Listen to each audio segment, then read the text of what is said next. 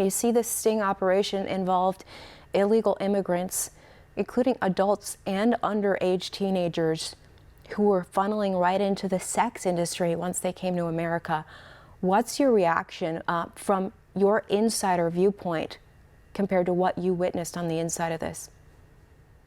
Yeah, well, Ivory, first, thank you so much for having me on. It's really great to be here with you today. I'm sad that we need to talk about government sponsored, taxpayer funded child trafficking, but it's appalling what's happening due to these open border policies and failed policies at HHS, Office of Refugee Resettlement.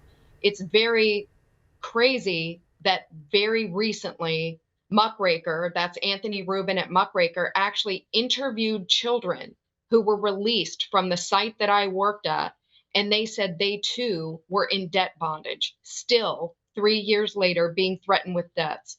You were on the Office of Refugee Resettlement handling that aspect. So for people not familiar with your role, can you explain what happens to those kids after they cross the river and meet up with Border Patrol?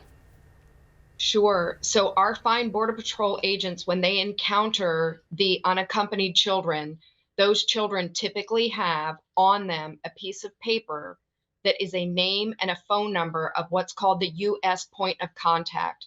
So our fine Border Patrol agents who are blowing the whistle, they have been blowing the whistle. They They just keep better. getting retaliated against. So that's the problem. But they take that information and then they're required within 72 hours to turn the children over to us at HHS. And when they do that, see, they don't know what happens beyond that. What happens is we pick up the phone and call the number that they took down as the U.S. point of contact that was given to them by the child. And then we call that number and say, hey, are you expecting anyone? And so that's how the US government is the white glove delivery service of children.